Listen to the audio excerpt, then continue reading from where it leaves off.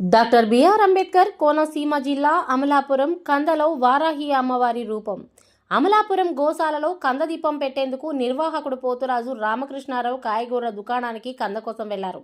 అక్కడ 25 కేజీల కంద ఆయన్ను ప్రత్యేకంగా ఆకర్షించింది.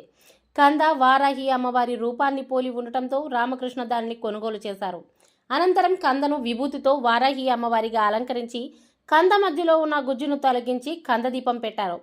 గత నెల రోజులుగా ఈ కంద దీపానికి ప్రత్యేక పూజలు చేస్తున్నామని రామకృష్ణ తెలిపారు. నిరంతరాయంగా వెలుగుతున్న ఈ వారాహి మాత రూపంలో ఉన్న కంద దీపాన్ని చూసినట్లయితే ఆరోగ్య సమస్యలు, భూతగాదాలు వంటి ఎన్నో సమస్యలు పరిష్కారం అవుతాయని చెప్పారు. కంద రూపంలో ఉన్న వారాహి అమ్మవారిని ప్రతిరోజు ఎంతో మంది భక్తులు దర్శించుకోవడం జరుగుతుంది. ఈ కార్యక్రమంలో శ్రీ గౌతమి మహర్షి అక్షయ పాత్ర సభ్యులు పాల్గొనడం జరిగింది.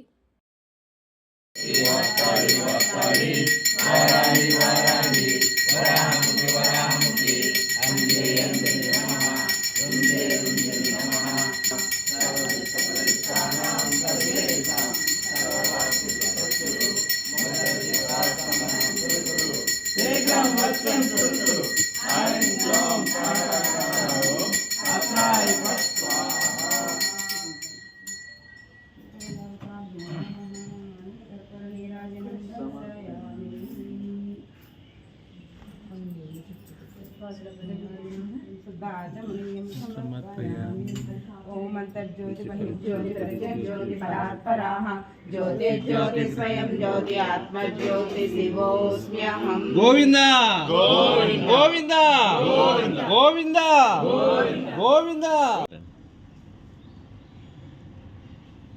సీరియస్గా నవ్వండి కొంచెం.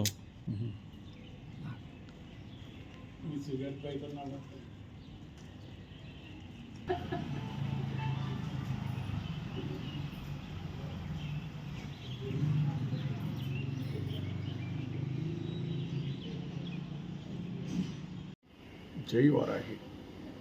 గౌతమ్ మహర్షి అక్షయపాత్ర నిర్వహిస్తున్నటువంటి లక్ష్మీ గణపతి హోమం, మహాలక్ష్మి సాధన, ధూమావతి, బగళాముఖి, కాలభైరవ, కామాఖ్యై, శ్యామకాళి, వారాహి ఈ హోమాలలో భాగంగా మొన్న కార్తీక మాసంలో ఇక్కడ వెలిగించినటువంటి మహాకంద దీపం మనకి పురాణాల్లో, మన సనాతన సాంప్రదాయంలో 365 రోజుల యొక్క తెలుగు మాస ప్రతి తిథికి కూడా ఒక అద్భుతమైనటువంటి విశేషమైనటువంటి ఇది ఉంటుంది. కార్తీక మాసంలో ఆ అవ్యక్త పరమాత్మ జ్యోతి రూపంలో దర్శనమిస్తారని చెప్పి, దివి నుంచి భూమి జ్యోతిలో దిగుతారని చెప్పి మన ఋషులు చెప్పి ఉన్నారు.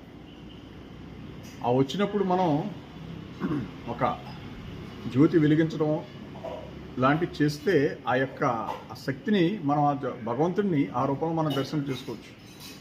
ఇందులో భాగంగానే మా ఇక్కడ గౌతమ మహర్షి అక్షయపాత్ర నిర్వహించినటువంటి కార్తీక మాసంలో మహాకంద దీపాన్ని వెలిగించడం జరిగింది. ఆశ్వేజ బహుళ అమావాస్య అంటే దీపావళి రోజుని సమయం 9 గంటలకి సాయంత్రం సమయంలో ఈ మహాకంద దీపాన్ని వెలిగించడం జరిగింది. దాని నుంచి వచ్చినటువంటి వెలుగులు చాలా అలౌకికంగా, చాలా దివ్యకాంతులతో మేమందరం కూడా దర్శించుకున్నాం. ఆ వెలుగుని మన సనాతన సాంప్రదాయంలో పురాతన కాలం నుంచి కూడా ఈ మహాకంద దీపాన్ని వెలిగిస్తూ ఉండేవారు. ఆ మహాకంద దీపమే ఇప్పుడు నందదీపంగా మారిందని చెప్పి మహాత్ములు కూడా చెప్పి ఉన్నారు. ఇంకో విషయం ఏంటంటే, వారాహి మాతని పూజిస్తే ఎంత ఫలితం ఉంటుందో ఈ మహాకంద దీపాన్ని పూజించినా కూడా అంతే ఫలితం ఉంటుందని చెప్పి ఋషులు అది కూడా చెప్పి ఉన్నారు. ముఖ్యంగా ఈ కందదీపం, ఈ కంద కొత్తపేట మాకు సంతలో దొరకడం జరిగిందండి. 22 కేజీలు బరువు. అది చాలా పెద్ద రూపంలో ఉంది. దాన్ని లోపలంతా కూడా డొల్చేసి ఒత్తును కూడా మధ్యలో ఒక పార్ట్ కింద ఉంచి ఆ ఒత్తిని దాని ద్వారా తీసుకోవడం జరిగింది. తీసి అందులో నెయ్యి వేయటం జరిగిందనమాట.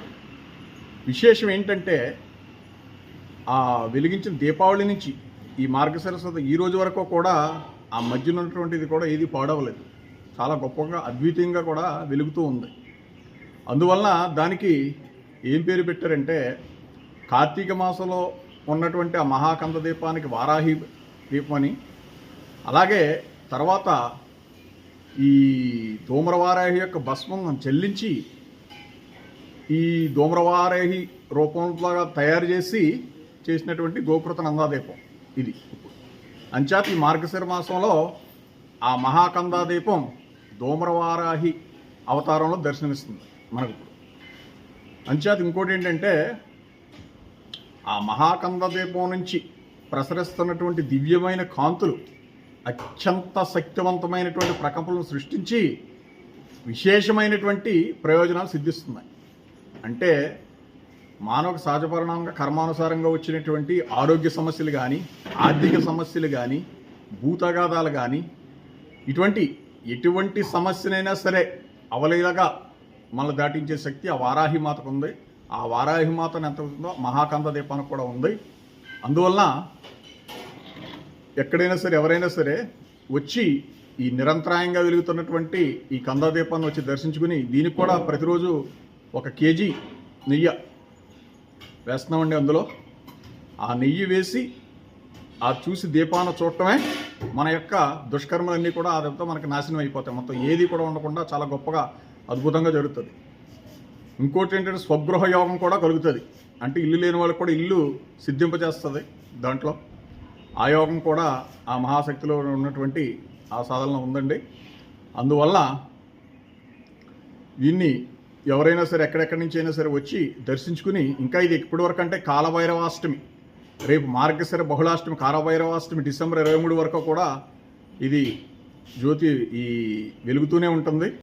వచ్చి దీన్ని దర్శింపు చేసుకుని అందరూ కూడా ఒక మహత్తరమైనటువంటి మీ ఇహ పరలోకమైనటువంటి స్థితుల్ని ఉద్ధరించుకోగలరని ప్రార్థిస్తూ జై వారాహి, జై జై వారాహి.